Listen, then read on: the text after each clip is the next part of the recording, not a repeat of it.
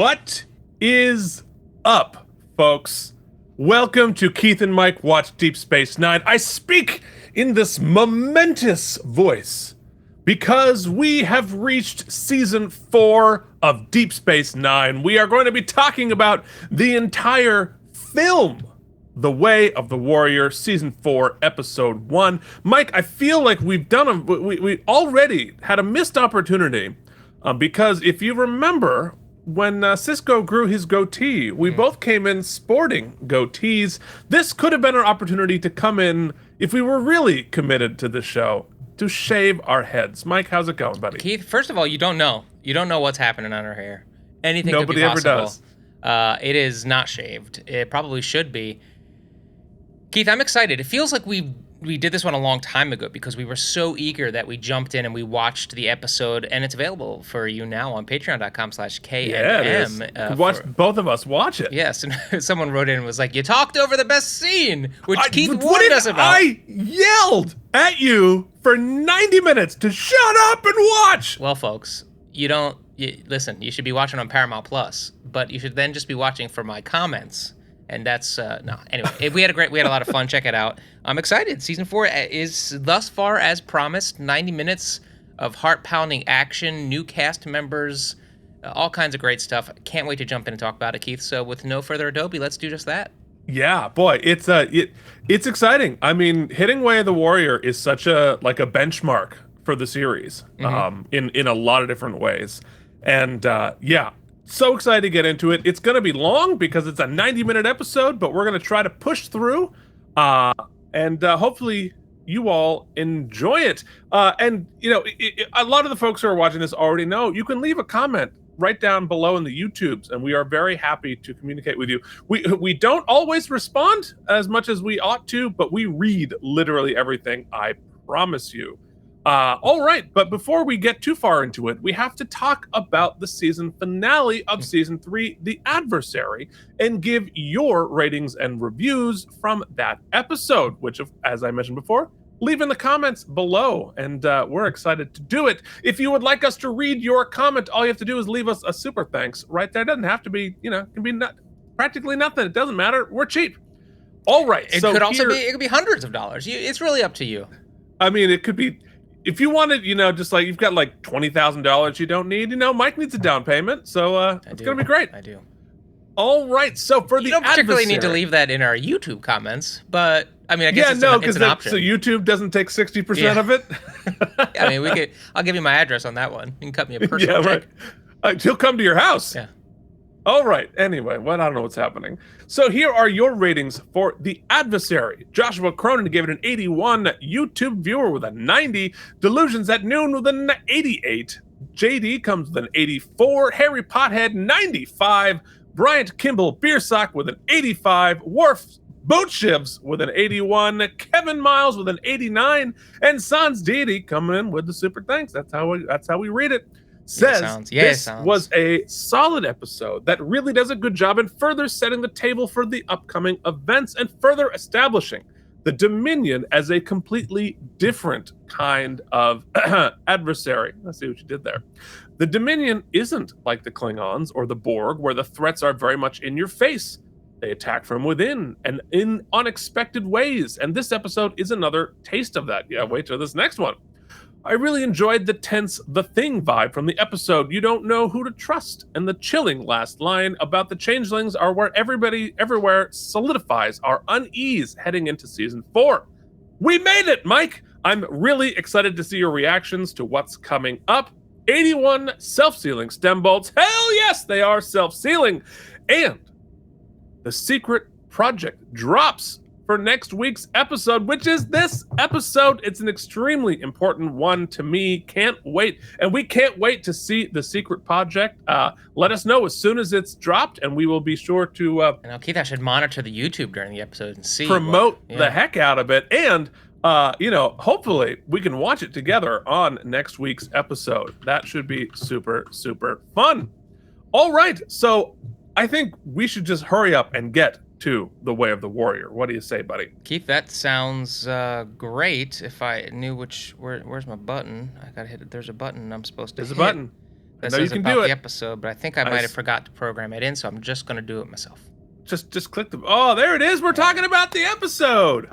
All right. So the Way of the Warrior, we had an off season. We had the whole summer, but guess what? For you, there's no summer. No. We go straight back to school. And this aired on October 2nd, 1995. Coming up on, I think it was sophomore year of high school. It was 95 to me. Lots of fun stuff. I did Kismet this year. Oh, really okay. fun.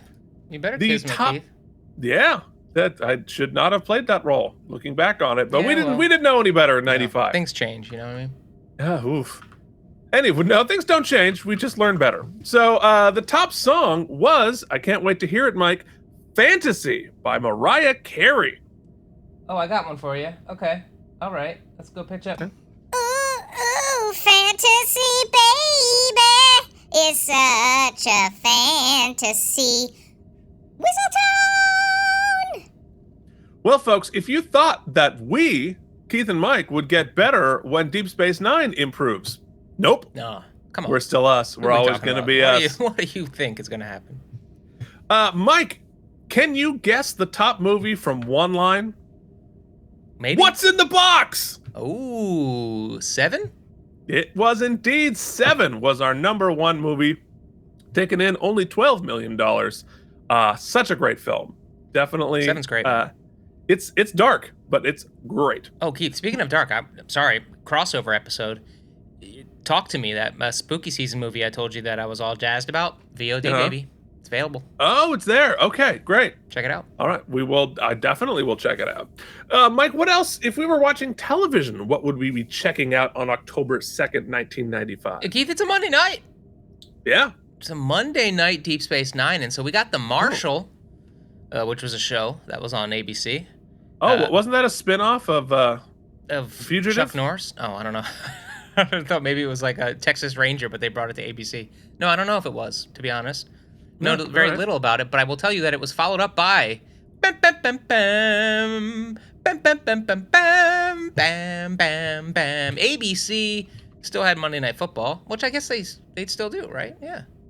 Well, ESPN. Well, it's on ESPN Disney, now. yeah. Although this week it's going to be on they're running two games at the same time. Long story short, Keith, your Buffalo Bills defeated the Cleveland Browns 22-19.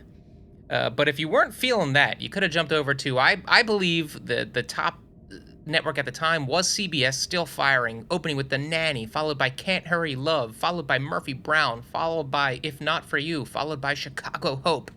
A couple of those Chicago sound Hope was great. good. All new.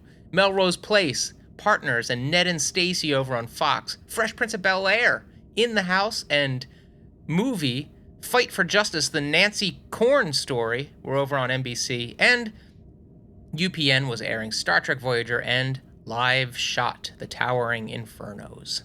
Yeah, well, and none of that was as cool and awesome as The Way of the Warrior on Deep Space Nine, on your syndication. So, as we have mentioned before, it has a technical air date of October 2nd, but on syndication, it aired whenever it aired in your local. So it probably wasn't up against Monday Night Football, but you never know. Okay, so you mentioned it. Voyager is back on the air in season 2. Interestingly, though, we mentioned how they truncated season 1 and actually had 3 episodes in the can before seasons 2 started. And season 2 started in August. So they started 2 months before Deep Space Nine started airing. So by this point, they were already up to the episode Twisted, which was, I thought, a really excellent use of sci-fi to justify your bottle episode. So I enjoyed Twisted. It was fun. I always like those sort of like mystery, like where are we? Why can't we get anywhere episodes? All right. So the weekly world news headline.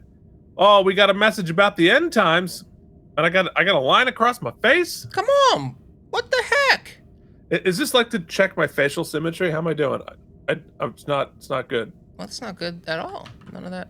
Why is it? Oh, no, it's over here. Now it's over here. Come on, buddy. What's going on? I don't know about. What do you want me to do about it? I think you've got it cropped. Is that what happened? I don't know. No, I don't think so. Well, it's there, and this is there. Fit? Oh Come no. on. Oh man, that really stinks. I don't even know how to fix it. That's really sad. Well, what's we No. don't have quite No. the Everything was graphics. working, and I'm so mad now. It's so mad. I'm so mad because I checked everything. Hold on, but I can do it. We're just gonna go old-fashioned way. Do it this way. Pow. I can just pow. There it is. Dr. Billy Graham's end times message. Ugh. The doomsday may be years away. That's good. Yeah. But the good will vanquish the evil. So Graham's going down. The best is yet to come. Hitler had a secret son, and the Zodiac love guide. Ooh, I need that. Hitler's Win the man or woman of your 68-year-old man dreams. is living in the U.S. and it looks like he's got his eyes shot out. I mean, it's possible. Also, sex-crazed turtle attacks divers in Florida Keys. Oh. Florida man turtle. Yeah. Florida's gonna Florida. I mean, that's Yeah, Florida's gonna have some horny turtles. It's Florida. So, all right. all right, that was worth it. Yeah, that'll work next time, I'm sure. Yeah, sure it will. All right, let us get into it, shall we? Yeah. So, this episode, The Way of the Warrior, was directed by James L. Conway, who last directed Necessary Evil and Duet. So they brought in some big people to do this, and it was written by showrunner Ira Stephen Bear with Robert Hewitt Wolf. Of course, they brought in the big folks. And that means it is time for some trivia. You think this button will work, Keith? I don't know. Still got a line through me. Now, Keith, waste your time. He did have a line. Trivial trivia. But will it go All to right, the well- right place afterwards? I mean, that worked. I still got a line. Well, the line's going away because we're getting rid of Weekly World News. There we go. All right. I mean, honestly, trivial trivia only works about 30% of the time. So Yeah, we're that already, was like it's kind of a wash Yeah, at that's this point. pretty good. I'll take it. We're doing good. All right. So I have some answers to some questions Oh, you goodness. might have been asking. I have some. Such as what was the opening title card? The episode opens with a dedication title card to series crew members Greg Duffy Long, one of the writer's assistants, and Ronald W. Smith, a hairdresser, who had both recently passed away. That's definitely sad. In addition to Cisco being promoted to captain last episode, some folks, other folks got promoted before this episode. Dax is promoted to lieutenant commander, and Bashir is now a full lieutenant. Between the previous episode and this one, not as much fanfare. They didn't get their own lieutenant's log, but that did happen. So this is interesting to me. Yeah, remember when Worf fought Skeletor? I do, yeah. The holographic skull fighter in the holosuite was originally played by stunt coordinator Dennis Matalone, who, if you remember from last episode, is the one who bashed his head into the wall, and also plays the one-eyed guy in the mirror universes. However, speaking of being one-eyed, Matalone took a hit to the eye in the fight scene with Michael Dorn. Oh. So stunt actor Tom Morga had to take over for them. So both stuntmen were present in the final aired version of the fight scene. So Skeletor was played by two different people in that one little scene. Yikes. You don't want to catch a batleth to the eye. It's not good. The studio model for Gowron's flagship, a new type of Klingon ship that we meet in this episode, the Negvar, was still shot with a model at this point, and the model was 7 feet long. Wow. And to give the impression of its great size, it's always shot from below, which also allowed, since it never appeared on camera, the dorsal surface of the model never finished, because they always shot it from below. You gotta get your angles. Yeah, that is true. We've talked about that before. That's important. I'm about 7 feet wide, and so you gotta shoot me from the right angles. Yeah. So why is the same thing twice in a row? I feel like I'm missing some of these. Weird. I don't know why I put them in the wrong order. Whatever. We have so much to talk about. Let's just hop right in and thanks some folks who can watch. Mike and I watched this episode for the very first time. That's true. Mike is taking it in, sort of, while Keith shouts at him to stop talking. It's great. It's really awkward. You know you want to watch it. Well, I've honed a really incredible system of the watch-alongs that I do, surprisingly, every week for 2 shows. I do Deep Space Nine, and I also do Strange New Worlds, which is coming to a conclusion. But this week we've got the I guess musical famous episode. or infamous, depending on which side of the fence you're on, episode. You know what side I'm on. Yep, I'm excited about that. We're checking that out pretty soon. We also do AMAs. We owe the folks an AMA. We do some other stuff. We do lots of stuff, but mostly we need some fine producing for this finely produced show. So we thank Brian Kimball, Beersock, Casey Clark, Jason Moe, Joshua Cronin, Andrew Hayes, Jorge Navoa, Worf's boot shivs. They're big and they're old. Charles Babbage. They're old? Well, big O, Oh, okay. No D. Save the D. Save the D, if you know what I'm saying. Worf's big O. Okay, Are you making it better? belabored that. Charles Babbage, Richard Coleman, Harry Pothead, CRM Productions, Nikolai Ivanovich Lobachevsky, Delusions at Noon, Steve Brown, YouTube viewer, JD Makes, Colin Dagan, Chris Mitchell, CRM, Pat, and Joshua Cronin. Those are the people who send us things in the mail because we're not just fiscally supported, Keith. We are partially supported. Oh my God. And we have actually both from JD and Colin. We have boxes sitting on our desk that we're dying to open on a next episode of Toys. Do you want to make a young woman's day? Just put CEO Jen's name on a box and she will get fired up. So thank you, JD, for She was that. so excited. She texted me a picture of it and everything. She literally said to me, we have to go out and get a thank you card. And I said, I think we could just shout them out. I don't know that we have to go to CVS and purchase this. There's a manhunt taking place for an escaped fugitive. That's why she's CEO. That's true. She knows how to treat her employees. She's a better people than we are. So you can join the team and your donations behind the Keith. In fact, the patrons, as we speak, their money has already been put to good use to fix the button. Oh, the button is fixed. Thank you, patrons. Patreon.com/K&M. Okay, well there we go. Please join. We're fun. All right, so our guest stars this week for The Way of the Warrior. It's a movie. It is a feature-length episode. We've brought in almost all the big guns we have in our arsenal for this. And of course, that includes Penny Johnson as Cassidy Yates, Mark Alaimo as Gul Dukat, Robert O'Reilly is here as Gowron, and here's a big one. This is the first appearance, not of J.G. Hertzler, because we saw him in the pilot, but the first appearance of Martok.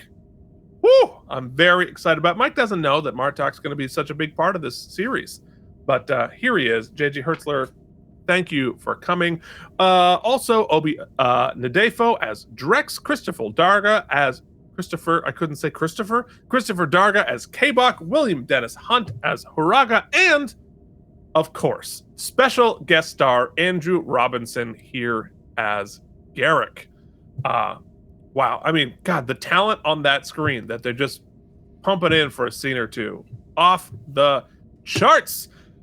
All right, I think it's time to go into our screening room and see our screenshots from our newly upgraded 1080p AI enhanced copy of Deep Space Nine.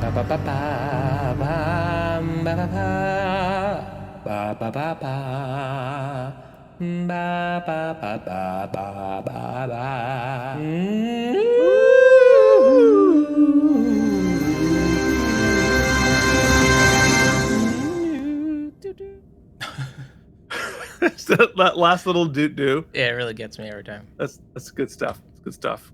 Oh, he's so good. All right. So, in our teaser, freshly bald Cisco, we have the full Cisco, folks. Oh, He ain't got no time for it. and you can tell. This is a more confident Cisco with a streamlined Cisco.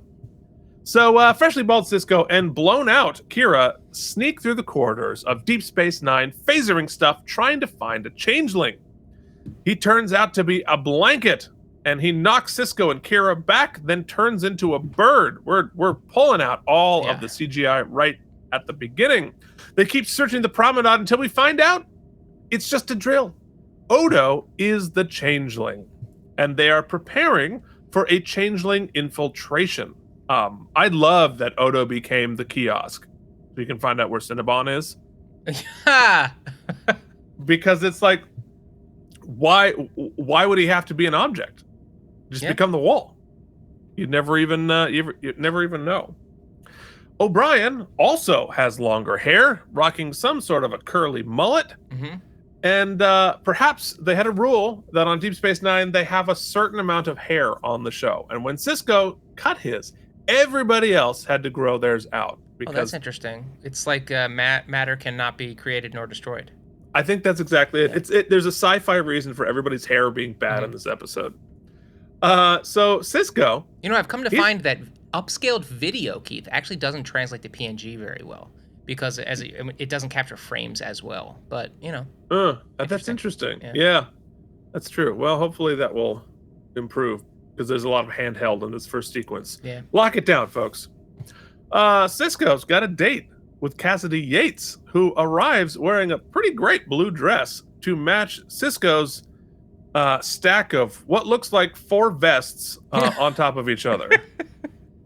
All of which wildly clashing. What is Sisko? She comes in wearing that blue dress. Holy moly. Well, Keith, I venture to guess that perhaps he wants to let her know through his fashion the emotional complexity that he is dealing with, right? Much like the patterns that he is donning, he is emotionally contrasting and complex. I think what he's saying is, I'm a peacock, but I'm colorblind. Okay. I think that's... what he was probably saying is, I don't have time to argue with costuming. I just put it on. That's right. I have so many lines. Yeah. I have to learn a lot my to do. I've had a couple of episodes off. I gotta just do it. Yeah, well, fair enough. So she likes his bald head, and they've got presents for each other, but that's not what they want to unwrap. However, before they get down to the getting down, she asks, hey, what are all the maintenance crews doing all over the station? They're apparently doing some upgrades, quote, to prepare for the Dominion. That makes me excited. She also casually mentions that the Cardassians have closed their borders. He cooked her dinner, and they gonna bone until Dax calls. That's no fun. Because the Klingons' new giant flagship, the Navar, has arrived. And we meet Martok for the first time. Woo! Mike in the first draft of the script, Keith, the new ship was called the Cockblock.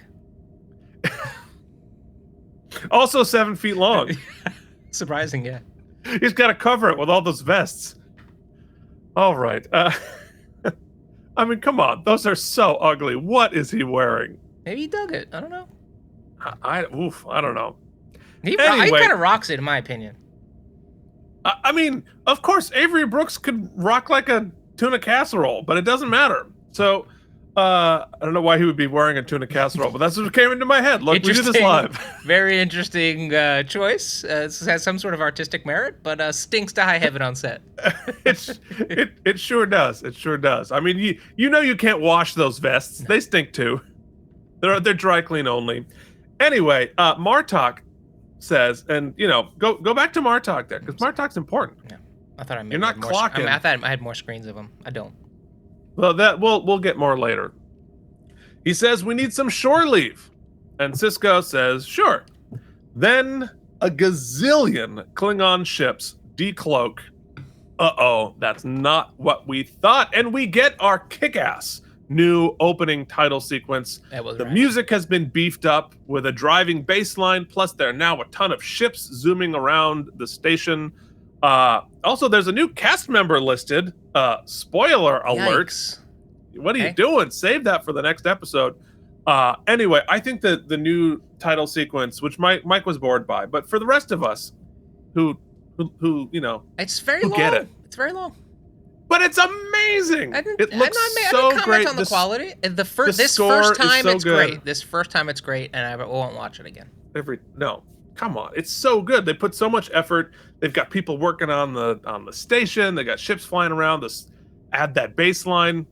It definitely is epic and exciting. And Mike, long intros are part of Star Trek. We have a long intro, and you have to watch it every time too. Yeah, sure do. Yeah, that's true. Yeah, there you go. So in Act 1, Quark's is packed with Klingons. But Quark is freaking out. It's quiet. Too quiet. Especially for Klingons. Once again in the scene, I'm reminded that O'Brien's hair is very unfortunate. He's sort of halfway to 1989 Psycho Sid, if you're a you're a wrestling fan. You know, interestingly, I didn't really put it together in the episode. You could, Quark's paranoia makes sense, obviously, but at the same time, he does sort of foreshadow the calm before a storm, which I didn't give him credit for, but now watching back here, definitely was foreshadowing for sure. Well, I mean, I think as a Ferengi, part of the survival Ferengi instincts is to be able to smell trouble before it happens. Mm-hmm. And it makes sense that quiet Klingon, something's up. You can smell a tuna casserole suit way down the corridor. You sure can, especially after a couple of days under the lights. Mm-hmm. Yeah, I did that. See, there you go. The AI there looks incredible. Yeah, there you go.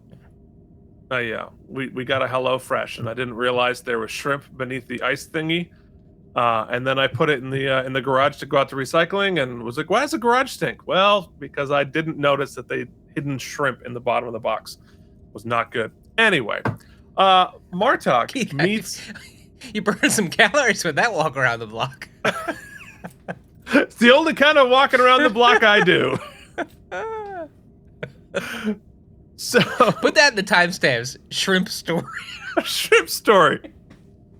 Well, we gotta talk about something so we can see O'Brien's new terrible mullet. That was a choice. Well, that's straight 90s. That's like 95 encapsulated. 95. Yeah. Oof! Yikes! He came back like, yeah, it's great. Keep it. If anybody does O'Brien cosplay, I hope they fashion that mullet wig. So, yes. Well, maybe we should do an O'Brien mullet cosplay sometime. No, God, nobody needs that. Didn't Billy Ray Cyrus really hold that one down, but without the perm part? Mm-hmm. Yeah, it's like a wrestler, like maybe a hockey player. I like it. So Martok meets with Sisko and Kira, starting, of course, with blood tests. And they cut themselves with a Klingon dagger. It's kind of intense, especially on the white lit table, which is really well designed to see the blood lit from the bottom. And of course, like he's like rubbing his hands in it. It's intense, but cool. I like it. Martok says that the Klingon High Council sent all of us here to defend against the Dominion. Meanwhile, Dax and Kira take some time out of this Dominion plot to bang a bunch of hollow dudes on the hollow suites. Kira is reluctant, but Dax is like, anybody's sane, let's do this. Dax is trying to get Kira to relax, who eventually gets on board. You know, CEO Jen, she gets on board indeed. CEO Jen was under the impression that scene wasn't as sexual as you and I read it. And Nope. I was like, I don't generally say you're dead wrong, hun, but yeah, that's Jen, not just us being thirsty. That was. I love you so much. You're a better person than I am. You are family to me, but no, they were banging those dudes. Oh yeah, totally. 100%. And each other, ostensibly. I mean, that's fine too. I'm not judging. I'm just saying. I mean, they're not explicit about it, but I did not get that part of it, horn dog. Let me just tell you. I choose to believe they did. I think there was a thin curtain between the two of them. Anyway, a hollow curtain, which is see-through. Hollow curtain. Anyway, the Klingons are everywhere and making everybody nervous. Meanwhile, Odo and Garrick are having breakfast, like they agreed to do after the die is cast. Awesome. With that beautiful scene at the end of that, where Odo's like, maybe we should have breakfast, and here we are. And the dialogue is wonderful. I love the writers were like, there's just an astute, you know what? I don't even want to credit the writing. I do, but Garrick here, his performance, completely like juxtapose this against any scene of him and Bashir they have lunch, right? Yeah. Yeah. So where he has to put on 17 masks and he's basically playing with his food with Bashir. Whereas with Odo, no. We're having actual conversation, tactically, strategically, big picture stuff. It's awesome. Well, and I think it speaks to the difference in their relationships. 100%, yeah. Because Garrick is trying to fuck Bashir, Mm-hmm. but with Odo, it's more like colleagues. Yeah. Um, There's a mutual respect for sure. Yeah, I definitely I love it. And what I think is interesting from Odo's point of view as a character is that he's participating by having a fake cup of coffee, which is a cool little magic trick. But I think it is just really interesting to see Odo playing along. Mm-hmm. You know, having it is always like, I don't drink or whatever, I don't eat, I don't do any of these things. He's not only having the conversation for the sake of having the conversation, he's immersing himself in the experience and having coffee. It shows a little bit of a sense of humor, a little bit of curiosity there, and that is some character development for Odo. Mm-hmm. Garrick tells Odo he's heard rumors of an uprising on Cardassia. With the Obsidian Order gone, Cardassia is in chaos. But while they're talking, we spot Morn getting harassed by some Klingons, and Odo has to intervene. The Klingon is a dick, but Odo is able to alpha him easily. And we do learn in this scene that Garrick knows Klingon. Mm. Not a particular surprise being a super spy, but, you know, Garrick's an onion. You're always going to find something else interesting. Yeah, and he about doesn't him. particularly always relish flexing his skills, right? Right. No, and he doesn't want it. He's losing something by revealing to Odo that he speaks Klingon. Anyway, when Garrick returns to his shop, he's cornered by this bunch of Klingons who beat him pretty severely. Which, of course, we don't know why until later, and then it makes perfect sense why they would find a Cardassian. So in Act 2, Garrick's wounds are pretty extensive, including a bunch of broken bones. I want that thing, by the way. Oh, the tricorder? Yeah. It looks so freaking good. But Garrick has some, like 2 or 3 classic Garrick moments in this. He says, but I got off easy. I got off several cutting remarks. My bones will heal, but the wounds to their self-esteem will stay forever. Garrick, just come on. So good. Chef's Got kiss, so yeah. much good Garricking. But he's curious what their problem is with him, a Cardassian. And it's interesting to think in this situation, Garrick is constantly being attacked and beaten up and people trying to kill him. But this is the first time I think it hasn't been personal. Right. It's just because he's a Cardassian. Then Cisco gets a distress signal from Cassidy. Uh-oh, her freighter is under attack. So naturally, he hops into the Defiant to go for the rescue and finds a Klingon ship trying to board and search Cassidy's ship for changelings. I wrote down there are many new and upgraded visual components. Including Defiant looks pimped out. Defiant. Oh my god. New graphics on the screens. The tricorder, like you mentioned, is a new version of the tricorder. Plus, in this episode, I noticed a whole bunch of composite shots that looked really good. Actually, in this scene, you're going to see Dax in the foreground and Cisco in the background, both in focus, which the only way they were able to do that is to composite 2 different shots over each other to get them both in focus. And we saw that several times in this episode. Pretty cool. And when we see the other thing that I noticed visually that they were starting to do but really flexed this episode is on the view screen, or when we see external shots of the ships or whatever, not only are the ships moving, but the camera is moving as well, causing an extra layer of dimension there, 3D dimension, which is not something they ever did on Next Gen. I think because they couldn't afford it. It is much more complex to have 2 moving ships and the camera moving at the same time. It doesn't seem like today, like who cares? It's not a big deal because it's all digital, but that was a real big flex for 1995, and they do it a bunch of times. Super cool. Anyway, Cisco forces the Klingon ship to back down with phasers, but the Klingon captain is like, Gowron's gonna hear of this. And later, they head back, all is well. Dax says that the Klingons have now, after this confrontation, withdrawn to just outside Bajoran territory when Martok arrives. and he comes into Sisko. Oh, there's the composite shot there. Yeah. Martok just barges in and slams the dagger down on the table and leaves. The commander of the ship that held up Cassidy has been executed for disobeying orders. And Sisko knows that we've really pissed off the Klingons now. Yeah, business is about to pick up.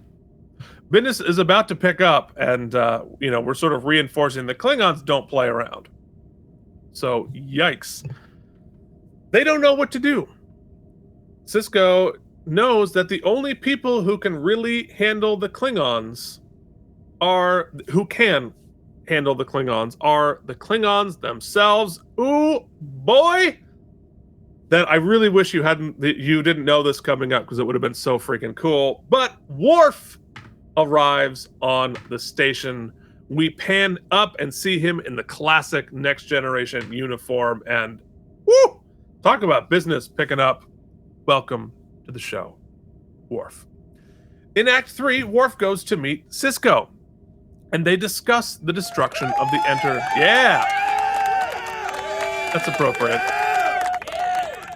And it's really interesting to look on this from the perspective of both where I was when this happened and also looking back on it now, because Worf showing up on Deep Space Nine was such an exciting thing, and we thought we knew Worf and we thought we had a fully formed character. And looking back on it now with the retrospective of where this is all going, like we haven't even scratched the surface of Worf yet. Yeah, I'm excited. Even I got more from him this episode. Like, I liked Worf from what I knew of him in TNG, but he was never even close to the top of my list of faves. So I'm excited to get to know Worf V2. And I liked him in the movies too, to be honest. What I recall from the TNG movies, he was pretty cool too. Oh, it's always fun. Yeah. But a lot of Worf's story, from Next Gen, we reference in this episode, and so it wouldn't be a bad idea to go see Redemption 1 and 2 at some point as a bonus episode, so you can see some of the backstory between Worf and Martok, and Worf and his family and his honor. You probably haven't seen those, so it might be fun. Maybe we'll do that. Anyway, they talk about losing the D, and Worf says he's considering resigning from Starfleet. He's been having a hard time after the destruction of the Enterprise. So Sisko sets him to the task.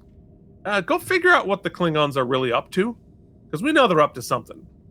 Sisko mentions that he, too, was considering resigning from Starfleet on the first episode of when I did Deep Space Nine. And Worf goes to Quark's and orders a prune juice. Did you know the prune juice runner from Next Gen? No, but you filled me in, which was fun. Yeah. So that was a Guinan. Guinan showed him that. So O'Brien and Bashir call him over and try to teach him darts, which of course he plays and breaks the board, because he's Klingon. Then he meets Kira and Dax wearing ridiculous Camelot costumes coming out of the holodeck. Nana does a pretty good taking off her hat as a comedic take. Worf knows that Dax used to be Curzon. And Jadzia responds in Klingon, but Mike doesn't know what she said, but Keith does. Worf's like, didn't you used to be Curzon? And Dax says, yep, but I'm better looking in Klingon. And Worf is forced to agree. They then notice the asshole Klingon screaming at Quark, and Worf intervenes. We find out that this asshole is Martok's son. And Worf starts a fight and takes his dagger, symbolically important in Klingon worlds. Later, in his quarters, Worf unpacks his mek'leth and a picture of Alexander. I think that's a different Alexander. I don't think it's the same kid, because a couple of years have gone by. He's a little bit older now. And obviously, this picture was taken for Deep Space Nine. This was not something that they pulled from Next Gen. And you want to know how I can tell, Mike? The color of his uniform? No, this uniform is the same. His Delta is the Deep Space Nine era Delta, not the Next Gen one, which they only wore on Generations. It's the only time they ever wore that on in their original uniforms on Next Generation. Michael Dorn? Michael Dorn. Nice manicure. Thank you. Marker. Anyway, so he also his mechlith, the sort of short sword, is Worf's favorite. He's not a batleth guy, he's a mechlith guy, and he's always going around killing people with that. Pretty cool. Then Martok comes in asking for his son's dagger. Losing one's dagger is very embarrassing for a Klingon. And Worf just goes right for it and says, "Your son has no honor." And he confronts Martok about the behavior of his troops. They're being pretty shitty. Martok says, "What I'm doing is for the best of the Alpha Quadrant." And Worf's like, "Well, what are you doing?" And Martok doesn't say. He says, "I'm just working on Gowron's orders, and you'll get an explanation of what we're doing soon enough. Do not interfere." So we don't know what's going on yet, but we know Gowron's behind it. Later, Worf fights Skeletor in the holosuite when Dax comes in. That's a good shot. Great shot. Oh, the makeup design is so good. So we find out that the Skeletor program is actually Dax's program, not Curzon's. And she challenges him to a batleth fight. So their stunt doubles battle for a bit. Dax is good, but eventually Worf wins. And he says that I've tried all of my usual channels to find out what's going on, but they've all failed. I reached out to Gowron himself. I reached out to my brother, who is on the Klingon High Council after some stuff that happened on Next Gen, but nobody is even responding to him. So, with Dax's idea, he goes to an old friend of his father's and gets him drunk. They sing in Klingon for a while, then headbutt. Thought that was funny. And he eventually spills the beans. You know what they're drinking, Mike? Blood wine? Blood wine. Boy, alcohol blood drink. That sounds terrible. So the old man spills the beans, but we don't know what it is yet. And we come across Worf watching people from the promenade. Odo comes up to chat. He has been watching Worf carefully and knows that Worf knows what's up, but he's conflicted about telling Sisko or not, and tells Worf to pick a side. And Odo in the episode sort of explains his methodology for figuring that out. It's so smart. Yeah. Like he's really got this. I think I mentioned on the watch along that once Worf shows up, we're basically reintroducing ourselves to all of the characters through Worf's eyes. And he gets a moment with all of our characters. And it's almost like a second pilot that way. Let me ask you this, Keith, because I was curious as to... I understand, especially after the ruse is uncovered, people's skepticism of Worf as a Klingon. However, it begs the question, especially in Odo's perspective, not Ben, because Ben never really wavers on it. Doesn't Worf's valor, honor, and loyalty to Starfleet precede himself? Wouldn't Odo know all of that? Why? I mean, he's... Well, he does. Or do you think his Klingon nationalism would sort of supersede that in some way? Well, that's the question, right? And I think it's like, if we look at a parallel today, I mean, there were plenty people of Muslim faith in the FBI, in the CIA, after 9/11, who had long careers being successful and incredibly loyal, but people were shitty about it. People questioned their loyalty, and that's fair. Which obviously we know they should not have. that's utter nonsense. But it happened, and they know maybe he's decorated, but and I think Odo is accurate in his assessment here, because he knows that Worf knows what's going on and didn't immediat't tell Sisko. Right. Yeah. So I don't think it's an unfair inference to say that he can tell that Worf is conflicted right now about what to do. Because if he weren't, we'd already know what was happening. Yeah, that's fair.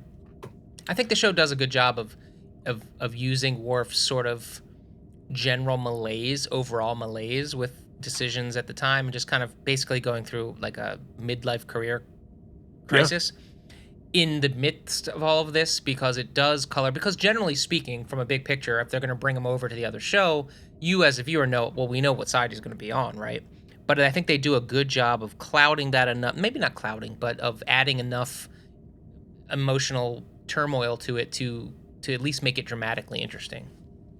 Yeah, and it's not also out of character with Worf, because all through Next Gen, he is wrestling with his relationship with the Klingons and the Federation, and he does leave the Federation at least once, and has wrestled with whether or not he wants to be a part of which camp he wants to be in. So that's also a part of his legacy as well. Yeah, and we also from Mike's favorite episode that is always airing, that he would rather die than be rendered useless. Yeah, and the only thing that can kill Worf is like a plastic bucket. So anyway, so Worf goes to Sisko and tells him what's happening. The Klingons are going to invade Cardassia. There has been an uprising on Cardassia, and the Cardassian underground, which we met in Second Skin, if you remember, apparently has overthrown the Central Command. And the Klingons thinks this coup has been set up by the Founders. It's not a natural coup. They meet with Martok, who confirms this information and compliments them on their intelligence, which is fair. Sisko says Starfleet is not going to support this, and if the attack goes forward, it's going to put the treaty in jeopardy. That's not good. No. Martok says, "I'll talk to Gowron," and leaves. But guess what? It's a ruse, because the minute he leaves, all the ships warp out towards Cardassia, and it begins. So, yeah, wow. It's hard to put into words. This is a really big thing. The Klingons are going to invade Cardassia. That's kind of a big moment here. In Act 4, our heroes... And not only that, but they do it under a cloak, right? Because he could have just announced right there, well, they're like, well, no, we don't agree. But basically, well, you see that there's no... whatever tentative alliance we have is clearly broken in that moment. Yeah, and the alliance between think about it. Now with the context of Strange New Worlds, right? And you saw pieces of the Federation Klingon War, that like, this is not good. No. The treaty that we made, patching that up, kind of important. Because that war didn't go great. So our heroes discuss what to do. They can't officially warn the Cardassians without breaking the treaty. They debate whether or not the Founders caused the coup or if it happened naturally, but they don't know. And Worf reminds them that the Klingons kind of wanted to fight either way. They've been at peace for way too long. So they need a third option. So they set up a ruse to get the information to Garak. And they have him measure Sisko while they loudly discuss the invasion. Naturally, Garak gets it right away. I love that little scene there. Perfect. Diplomatic fun, and using Garak correctly. I want that poster. I want a poster of that. Of Sisko there? Yeah, he looks like the Lincoln Monument. I mean, it looks like the Obama poster. It does, actually. He's looking super heroic. So, Garak calls Dukat and tells him about the attack. Dukat takes precious time to taunt Garak, before he's reminded that, yes, you can taunt me, but Klingons are going to hit you in an hour. Maybe focus on that.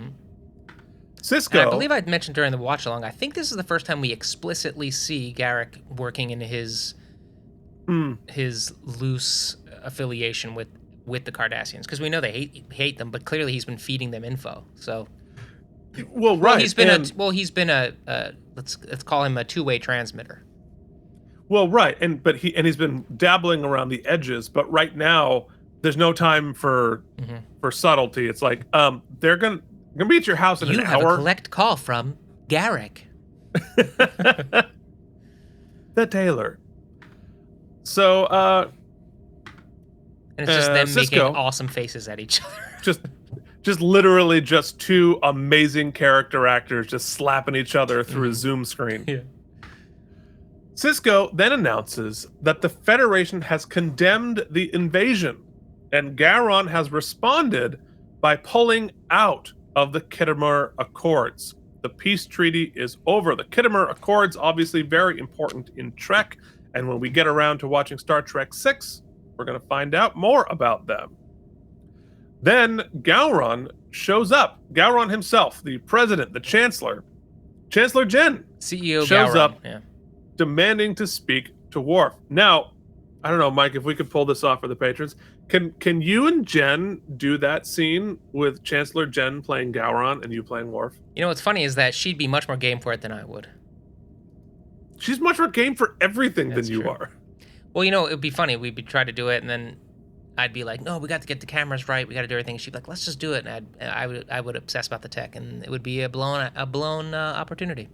And by the end, you'd be screaming at each other and have daggers. It's great. Yeah. Actually, CEO Jen and I rarely fight.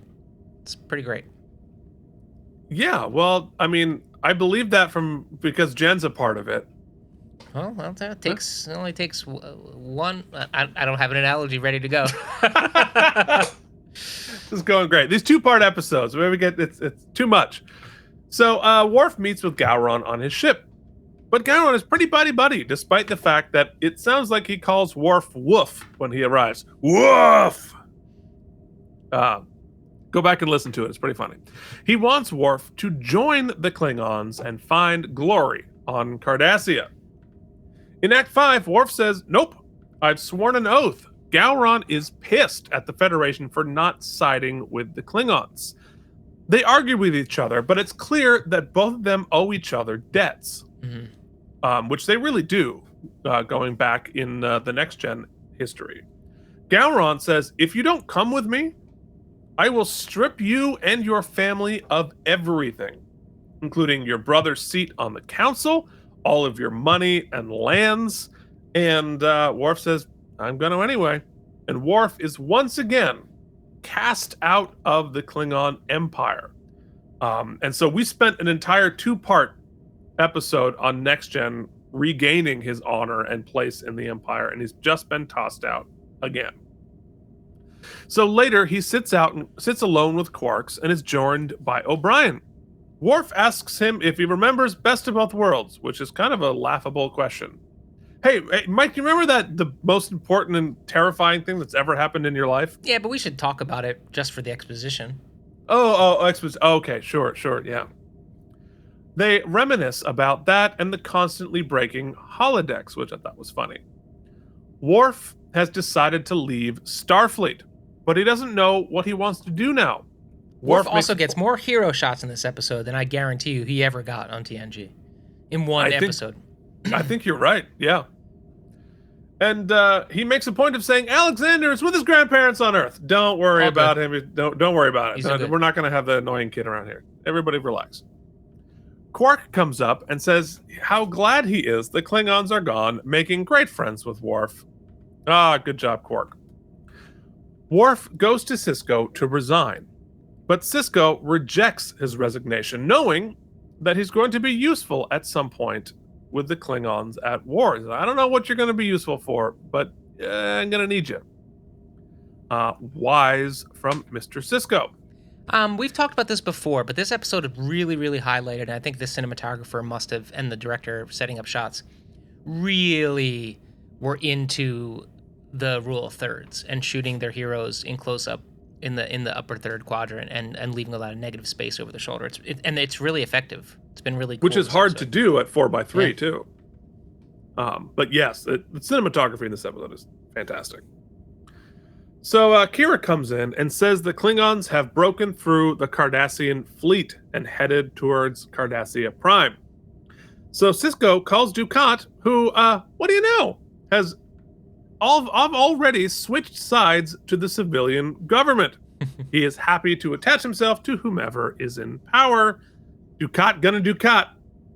They realize they need to get this new council members off of Cardassia before the Klingons get there and execute them all. So Sisko offers to meet them in the Defiant and get them to safety. And Dukat agrees. Worf warns them that if the founders have have infiltrated the Cardassian government, which of course is the justification the Klingons are using, because for sure there's WMDs there, right? 100%. But if we rescue Credible these evidence, Keith. Credible evidence. Oh yeah, sure, definitely there. Yeah, we're gonna get those founders. I know they infiltrated. They're everywhere. You're sneaking around. You've said way too many big words there. Correctly. That's true. But it's a good point. If they have infiltrated, we might be saving the founders here. But they head to the Defiant anyway. Sisko tells Kira to get the civilians off of the station before they get back. Probably a good idea. Cassidy arrives and says, I'm leaving. There are 2 ships passing in the night.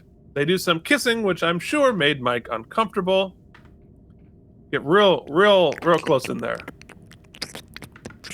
Now that just made me uncomfortable.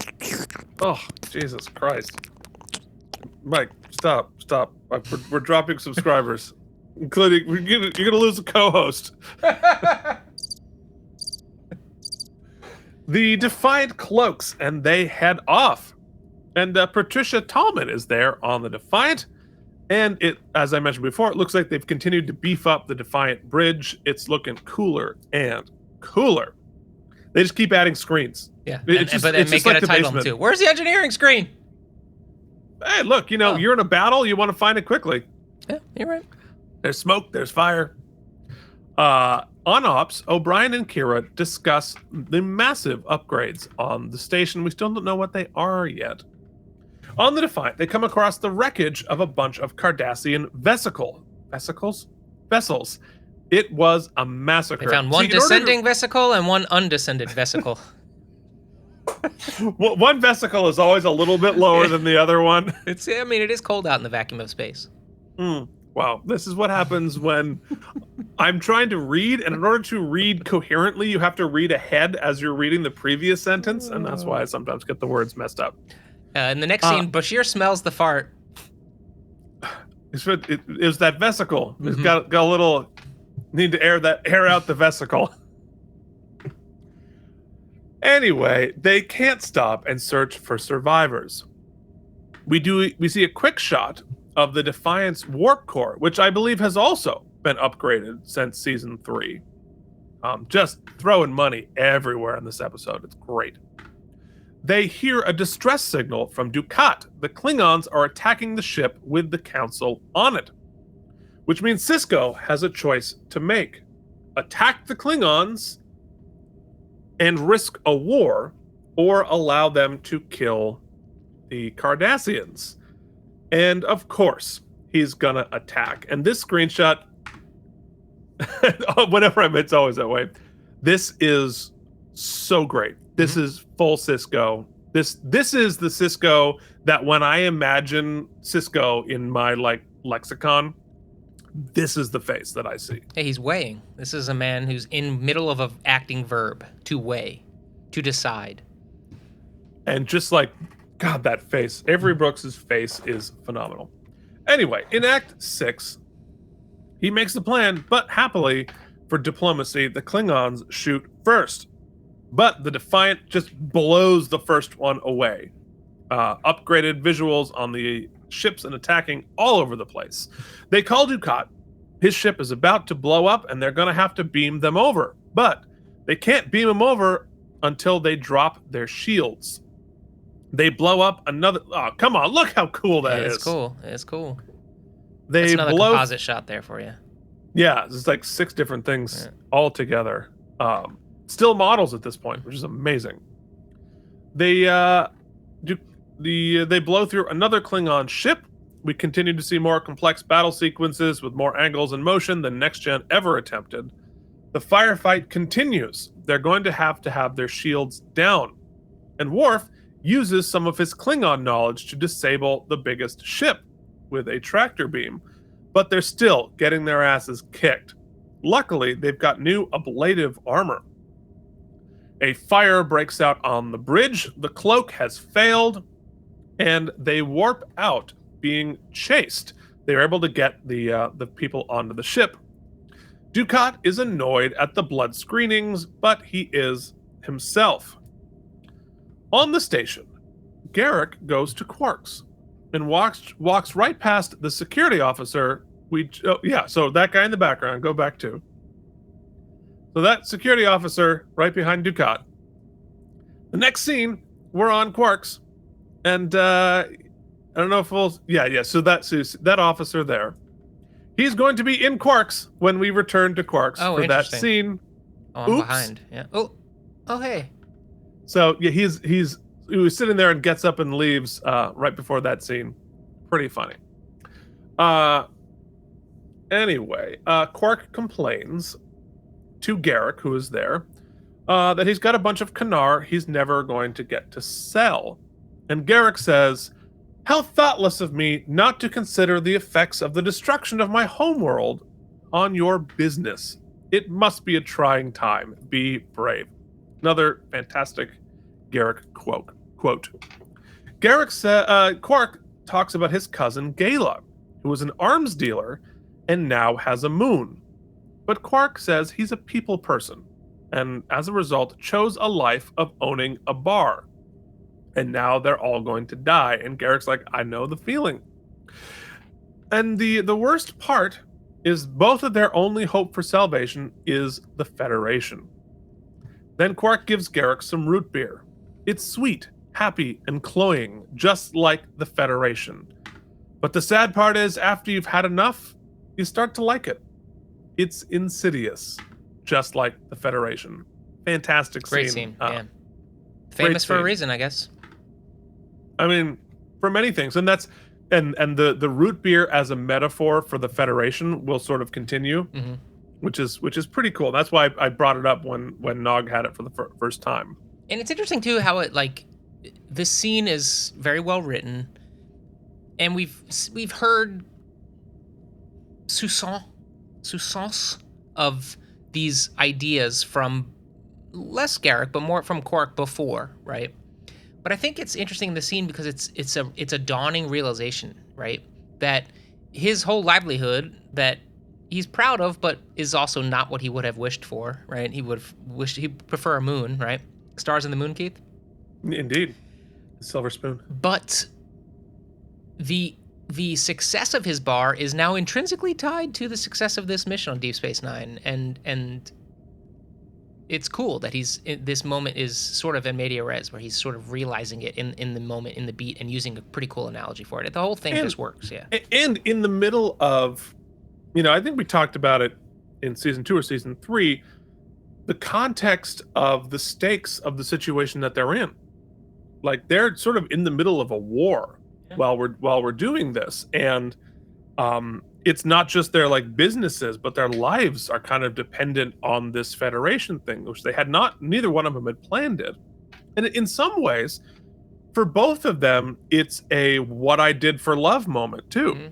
Make another musical theater analogy, because Quark could have been an arms dealer, but he enjoys people too much, and this is part of the sacrifice that he made that the Federation will support, but the Ferengi won't. And Garrick, the same thing. He also did it because of what he thought because of his morality, because of his different, he didn't choose to be the type of spy who gets a moon, to be an arms dealer type. Yeah. And here they are, and it's a great scene, and interesting to interject such a emotional, intellectual scene into all of this action. And that's why this episode is better. This is why this episode is so legendary, because it really does pepper in these really great intellectual, emotional scenes with all the pew-pew in action, which is also fantastic. Anyway, the Defiant is in range, being chased by the Klingons. The station goes to red alert. And then they find that the station, it's not just a couple of Klingons, they are surrounded by dozens of Klingon ships. Cisco gets to ops, and we find out that reinforcements from the Federation are too far out, which means, Mike, what does that mean? Battle stations. We gotta do it. Gotta do it. So in Act 7, Bashir, another just great little detail here that they're really good at upping the stakes before a battle on Deep Space Nine. They did this before, but it's much more effective this time because we actually pay off the battle. Bashir warns his medical team that the Klingons like hand-to-hand combat with blades, so be ready for grisly wounds. Yikes. Odo comes in and warns Bashir that the Klingons won't care that he's a doctor. And Bashir says, yeah, but they're going to love killing a changeling. Odo then goes to check on Quarks to tell him to go to an emergency shelter. Quark says, I'm going to protect the bar with my disruptor in this box here. But naturally, Rom used the parts of his disruptor to fix something in the bar. Which, another great classic Deep Space Nine moment. I'll kill him. With what? Awesome. Hilarious. Hilarious. Better comedic beat than the cosplay, in my opinion, but tiny quibble. I like the cosplay. Yeah, it's great. Whatever. Yeah, silly costumes every once in a while. We went 90 minutes. Gotta have a stupid costume every once in a while. Go watch the cosplay episode of Strange New Worlds to see how much Keith loved it. Yeah, but like, I'm not getting into that again. Don't bait me. We've been talking for like 2 hours. My voice is giving out. 106. So, anyway, Garrick goes up to where Dukat is setting up to protect the council members, and they're forced to team up to protect them side by side. Dukat, because he's sucking up to them and wants power if they survive, and Garrick out of loyalty to Cardassia. But nonetheless, they have to be on the same team. And we see here, Garrick also has longer hair. Yeah, Garrick's rocking a mullet too. The Cardassian design, to me, seems to have improved as well. It seems to fit them a little better. Everybody just looks a little bit more. But they had a lot more practice with it. And the Cardassian design with all of like the ridges, that kind of stuff, really pops well in good lighting. Yeah. Because when you have shadows and beams of light, they bounce off of the texture of the makeup as well to make it look even cooler. It's good stuff. Yeah, you could put this in a show right now, today, present day, and I'd be like, yeah, that's badass. They look no great. question. Yeah. No question. On Ops, they get a call from Martok and Gowron, and they demand the council members or we will attack. Sisko says, we've been prepping for an attack from the Dominion for over a year. We are tougher than we look. We have 5,000 photon torpedoes ready to go. Yeah, call my bluff. This is the call my bluff phase. Which we have bluffed before, though. Well, because the 5,000 torpedoes, he basically does the exact same line that Kira does bluffing in the pilot, which is great. I love the symmetry of that because we're doing sort of a second pilot, but now this time, not a bluff. So in Act 8, the attack starts. You go back and watch this attack again. The score is great. The effects are great. The sound effects are great. The battle begins and they're blowing Klingon ships out of the sky. Look at that. Boom. But the Klingons are not stopping, even as more ships get blown up. Then Gowron's attack ship attacks. And now, if you don't know, Mike, in this whole battle sequence with all the ships, guess what they used to create a lot of these?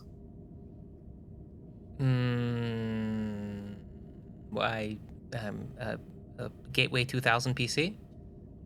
No, they used a whole bunch of Playmates models. Yeah, that makes sense.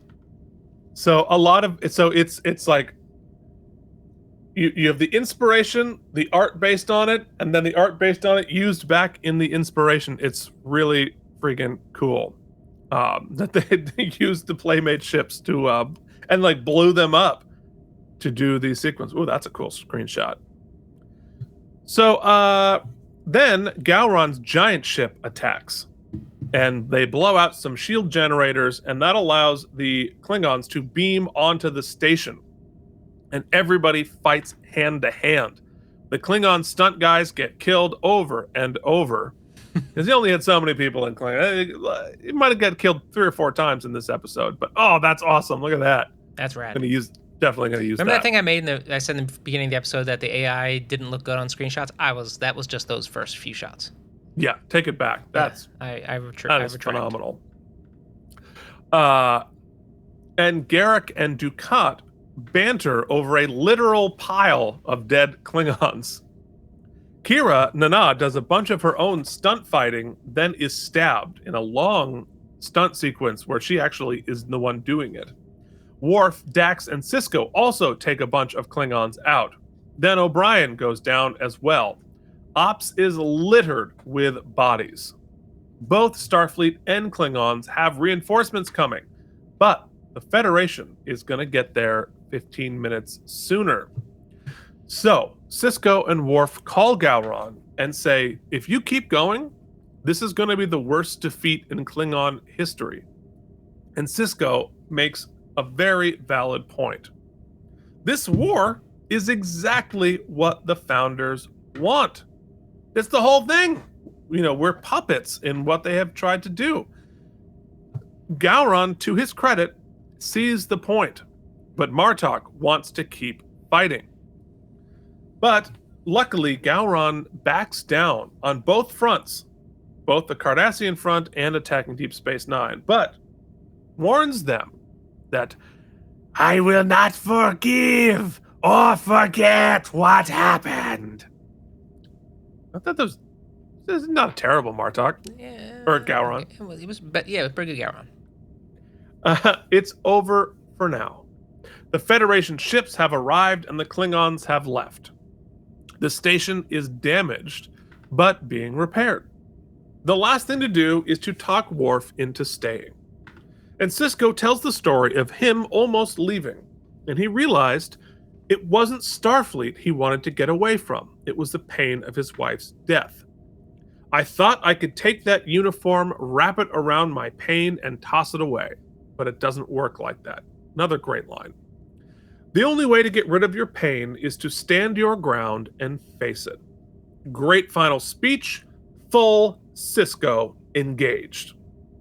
So, Worf takes the same elevator up, now in his Deep Space Nine Command Division Red Hell. Freaking yeah. But just at the end, Dax gets a warning from the Federation. They've kept some of the territory. The Klingons have kept some of the territory they took from the Cardassians and are fortifying their position. They are here to stay. And that is the way of the warrior. Mike, we have a lot to talk about. We do, Keith. Shall we do it? Let's do it. AlamarEmmys, count to 4.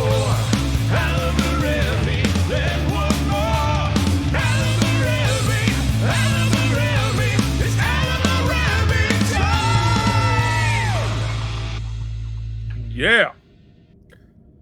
All right, Mike. Oh no. Oh, What a disappointment. yeah. I can And I fix do it. all these new things. I just didn't double check my out. That's the worst part. Okay, Not well good. anyway, I just gotta take that out. There you go. Should be good now. All right. So let us discuss. We have 90 minutes of television. Did you find any wormholes in those 90 minutes of television? To be frank, I didn't. I had a little bit of. I thought they were a little skeptical of that. Odo was a little skeptical of Worf when he maybe didn't need to be, but you talked me out of that because you're right. Even we can get a little jingoistic, right? And when the push comes to shove. So outside of that, I really didn't. Clearly they poured over. This got a couple passes with the comb, so I felt pretty. think? I felt pretty good about it. Yeah, I mean, I'm with you, actually. Now how many times have I seen this episode? Like 7 or 8 now, and there's really nothing that bumps me on this. The Klingons' plan, right? They see the coup happening in Cardassia. They think it must be the founders. Let's go take them over. The Klingons want to take stuff over anyway. It's sort of inherent to their deal. That makes perfect sense. Worf having a midlife crisis, coming off the Enterprise, then joining Deep Space Nine. That makes perfect sense. Everything Cisco does makes sense. and Ducatting perfectly, doing exactly what you'd expect him to do. Garrick doing what you would expect him to do. Yeah, I mean, and the huge upgrades to the station, that all makes sense. Like, I guess I don't know if it's a wormhole, but I'll put it here. I don't know enough about Klingons, right? Mm-hmm. As to what the breakdown of how much are we really just protecting against the founders versus this is a great opportunity to kind of lay it on a little thick and potentially get back Do to some warring. conquering. Yeah. Yeah.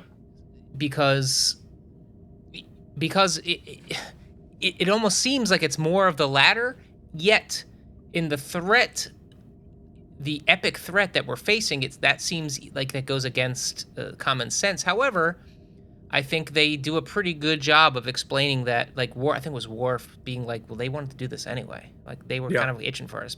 So, and to Gowron's credit, he makes the correct tactical choice at the end. I mean, granted, their backs are against the wall, but it is still the correct tactical maneuver. Although, interesting, for a I guess species that is so, very Viking in there, it's great to die in battle. You would still make the choice to retreat there, I guess. Live to fight another day. Well, yes. I mean, knowing the Klingons, actually knowing, because there's a couple of layers of Klingons, right? Mm-hmm. You have the mythology of the Klingons. It's a good day to die, bloodthirsty. We never retreat. We never say die. We always attack. We never stop. That is the mythology of the Klingons. That is what the Klingons say to other species. That is what the Klingons say to themselves. But as we see the Klingons in real life, we see way more pragmatism and way more, higher level thinking than all that.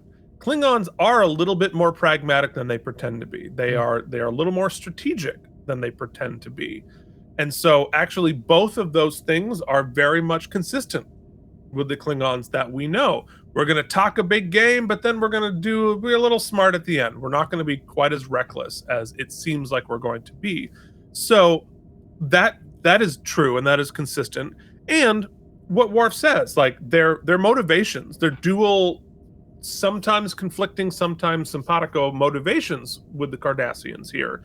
Yes, they are trying to protect themselves from the founders. I think they're legitimately concerned that the founders have taken over Cardassia.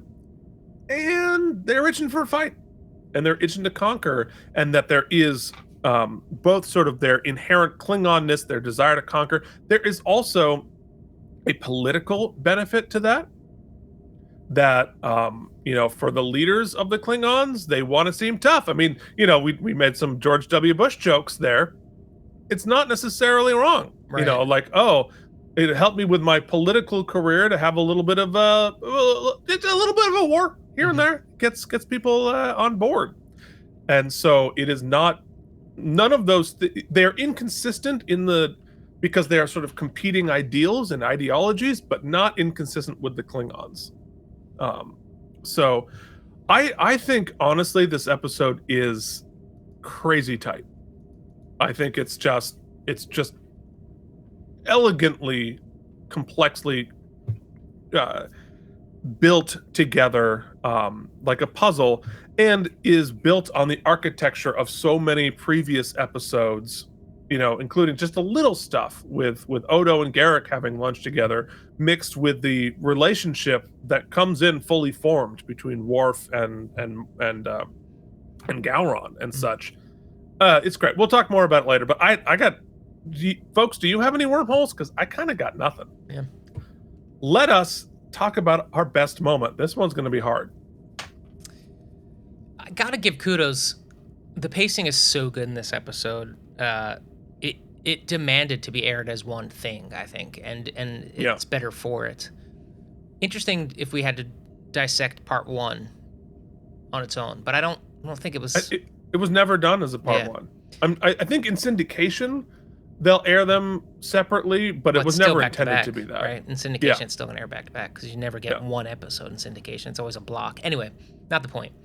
The best specific scene, I'm gonna have to, often this becomes favorite because best is hard to really. Yeah, This yeah, is a favorite. great episode.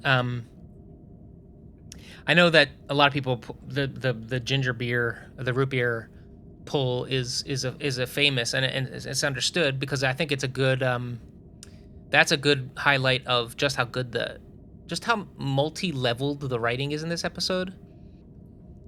So not to get too esoteric about it, but really it's every scene that Michael Dorn and Avery Brooks are in.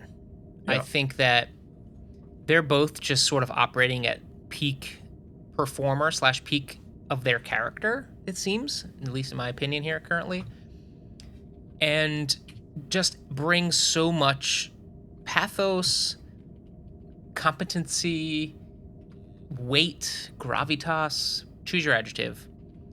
So I think that I'm going to choose the bookend scenes of when Worf first comes in and he's kind of dealing with some stuff. And then also that sort of therapy session they have at the end when he convinces him to stick around. Like I said, it's no shock to anyone watching then or now that Worf's here to stay, right? At least for a couple Right. episodes. I don't know if if you weren't people didn't follow the rags as much as they do now. The internet wasn't really popping just yet. Right. So you might right. not know if it's like he's just doing a guest spot for a couple weeks or whatnot at the time. But you knew he was going to stick around for a little bit, or at least choose to not. He's not retiring. Right. Right. But the way they were able to level that emotional sort of journey, and something that, and that's also something with men you don't actually see and explored a lot in the '90s, right? Where it's like, I'm having a crisis of conscience here, of Yeah. faith. So anyway, I'm gonna pick those scenes. I just thought they were just so excellent in this episode.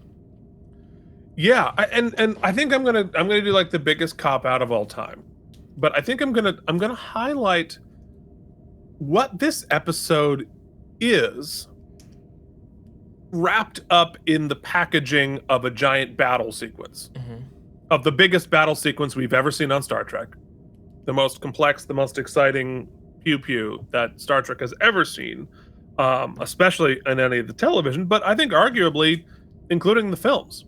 It's great, yeah. But this is a series of character duets, right? This is a phenomenal series of little moments with duets of characters. We have Sisko and Worf. We have Odo and Quark. We have Garrick and Quark. We have Garrick and Dukat. We have Odo and Worf. We have Worf and Dax. We have Worf and Martok. Worf and Gowron. And it's a whole series of these perfectly written 2-page scenes between these two characters that you could even see, in the comedic version, you have Dax and the Now Visitor. And so it's a whole bunch of these 2-page perfect scenes. And there's storytelling with what's happening here. We're trying to find out this mystery. We're trying to deal with this huge unraveling, chaotic war happening. But there's all this beautiful character work in these things with all of this backstory informed character work, but character development. Like Odo and Garrick. Yeah. I mean, go back and watch the episode. It is scene after scene after scene of two of these characters relating in ways that are informed by their past, but also developing and changing. All of these characters are changing through the course of these things. Odo, we're seeing him, he's participating. He's having coffee. That's weird. Garrick and Quark, having that scene about the Federation and the root beer, they're talking about how they have changed, how their experiences are different now. They are looking at the world differently. Worf and O'Brien talking about how this is different than the Enterprise, and that we are now different people than the people who are running around in the Enterprise. And I think that is great. writing, its great performance, its great structure, all wrapped up in this explosion. Both an explosion of plot and it's just an explosion, period. We leave this episode completely changed. The universe, the quadrant has changed. I'm getting into the last moment. So I'm going to let you continue your conversation. 'Cause Yeah. It's kind of what we're doing, but we got to respect. We got to respect the stem bolts. You get some stem bolts. Hell yeah, they are self-sealing. Here are some stem bolts for you.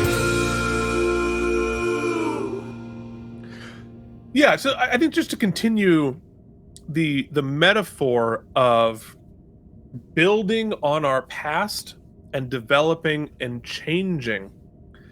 I think honestly, the Bridge of the Defiant is a great the development of that is a great metaphor for what's happening on the entire series. Right? Started out as a sketch. It's really cool. We got a view screen, got some chairs, got a few things here and there. We don't really know what this is. We don't really know what it does yet. It's super cool. But then as you go through experiences, we're gonna add another little console there. We're gonna change the lighting. We're gonna upgrade this, upgrade that, upgrade that. And it starts to have an exponential benefit, right? Because if you did all of these scenes in season 2, they would not land in the way that they do now. Mhm. It would not, these things would be like, oh, that's interesting. But we don't know all the subtext, all of the plot and character inertia, which we're now riding the wave of. Because now we're surfing. Because we have this huge inertia of story, of plot, of character, of technology at this point, that now we're just riding the leading edge of a wave. And it becomes exponentially cooler as we go forward because everything is informed by something else, and that is what makes Deep Space Nine special and unique within Star Trek. And it makes it so exciting to watch all this happen. These quiet moments that happened in some nothing episode two years ago are paying off in ways that I don't think they could have anticipated then. But it's just phenomenal writing, phenomenal performances, and the intersection of budget and technology. It is a world blossoming in front of our eyes, and we're starting to see what it is capable of being, which is better than I think anybody thought. You watch the first season, like, oh yeah, that's good. I don't think anybody had any idea that we would get to this level of storytelling and this depth of these characters, these side characters that weren't expected to be giant important people. I mean, Ducat, Quark, or Garrick, right? We didn't think these people were going to be so important, so integral to this, and we're just playing with all of these ingredients where it's like they say with cooking, good ingredients means a good meal. And all of these ingredients, they have figured out, it went to the farmer's market, they figured out what's fresh, what's great, and then we're just putting them together in different combinations and different seasonings, and you are able to come across a triumph like this episode. It's a masterpiece.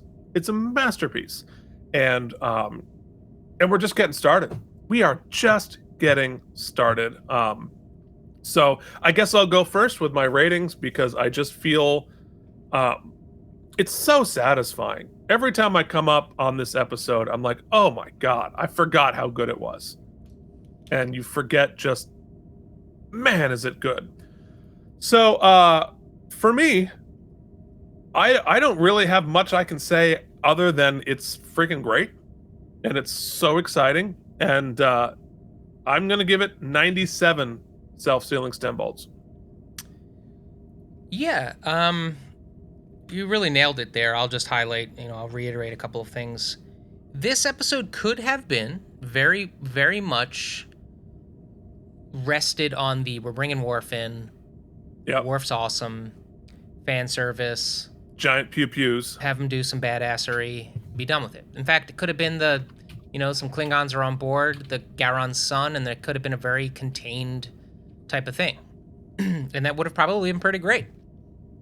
Instead, like you said, because of pieces they've set up along the way, we're able to actually get all of the things, right? We get some of those important character beats, intimate character beats with Worf, and it's not just Worf being badass Worf on a new show. No, it's Worf with some questions. It's a pre-existing cast. We've built an ensemble, a family we've built over 3 seasons that now get to welcome in a well-established character, and there's pathos in that welcoming. There's, I gotta tell you, I got not choked up, but really like, was a really warm fuzzies when that scene with Bashir and O'Brien in the bar inviting him over to play darts, because there was so many levels of that, right? Right. It's them doing it as colleagues, but it's also, a breaking the fourth wall, and their relationship was a struggle. And now we've built to the point where they're sort of bros, and they're inviting the new guy. It was kind of beautiful in many ways, sort of just like male relationships. We talk about it all the time, Keith. You want to have a conversation with a guy who's tough, doesn't share his emotions on his sleeve, go throw a ball around with him, right? Yeah. Here we are at a throw sports some bar. darts. Throw some darts, right? Get him in. So I thought that was beautiful. 100%. You're welcoming him in. But also, we still have got we've got the Game of Thrones, man, which I just never knew Trek did, right? I didn't know that about it. It was a whole lost thing. Like, we've got... That's a great analogy, yeah. It's not just the battle against the Founders and everybody. It's everybody against the Founders, which is explicitly what I expected the Dominion Wars to be.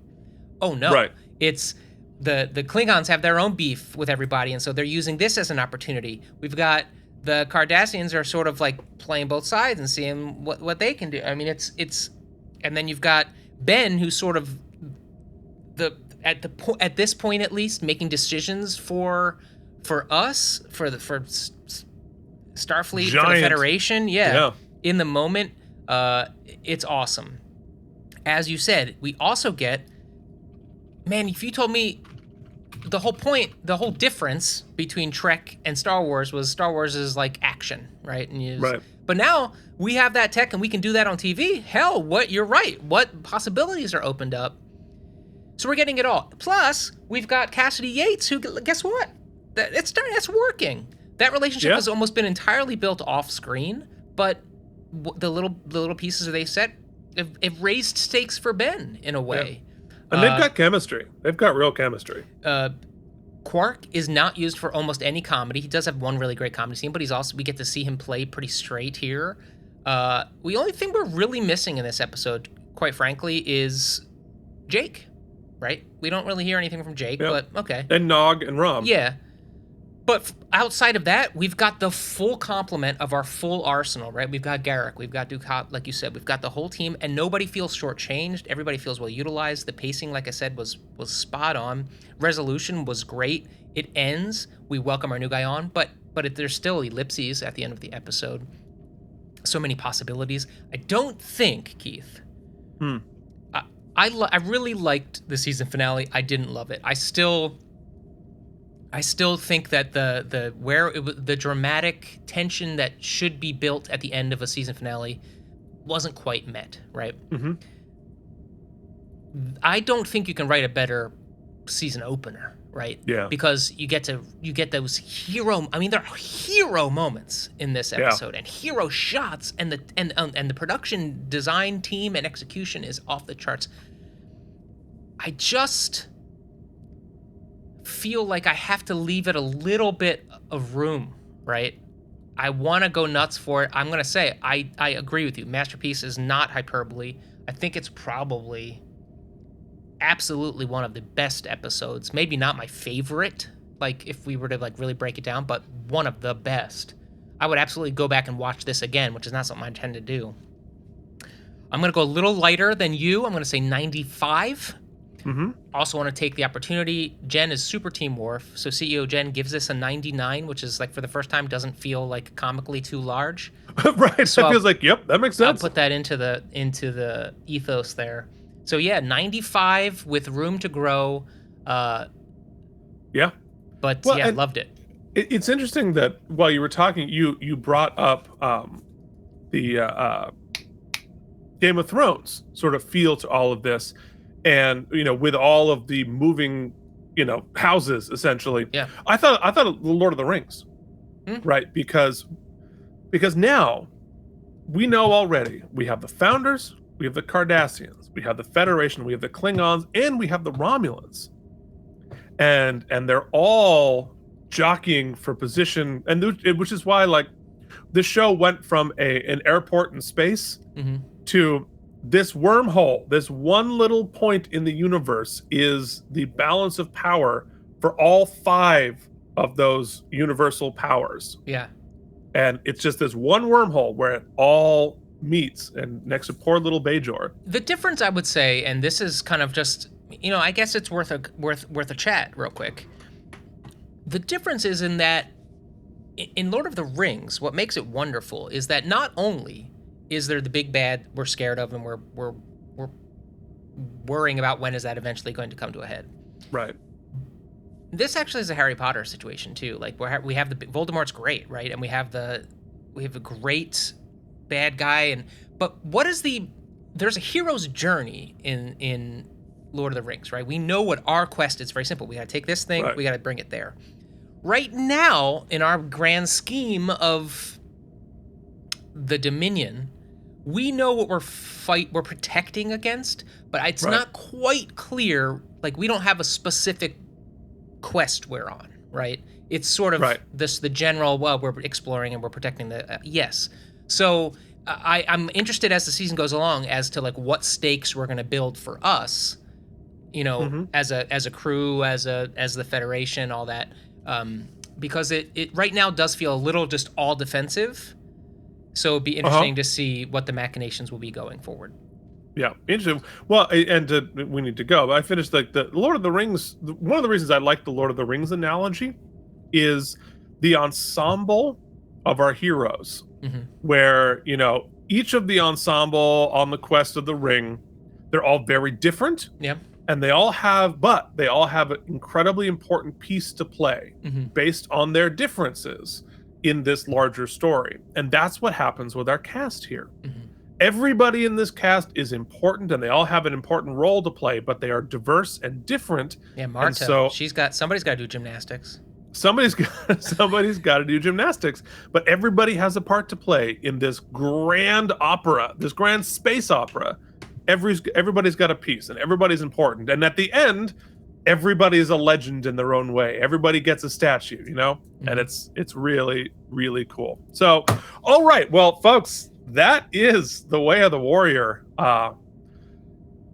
Super fun. Do you want to know where this ranks in the IMDb rankings? This gets a full 9.0 on IMDb. Difficult to get to. It is ranked number 5 out of 173 episodes of Deep Space Nine. Up next, Mike, you better sit down and focus and shut up and watch this next one. I stood up in 4 seasons, Keith. So yeah, well, sit down, because next week we have something utterly, completely different. Ooh, okay. And yet, I spoiler alert, it's up there. It might be my favorite episode. Okay, I will put on my hat. I'll judge it. Put on your hat. We are watching The Visitor. Get ready. God, the start to this season is unbelievable. All right, we will see you back here next week with The Visitor. Check out all of our other shows, the Toys and the Geekly and the, whatever. We'll be back next week. Till then, this has been Keith and Mike Watch Deep Space Nine. Thank you for watching K&M Entertainment. If you enjoyed our particular brand of nonsense, please like and subscribe. Or become one of our patrons at patreon.com/KNM.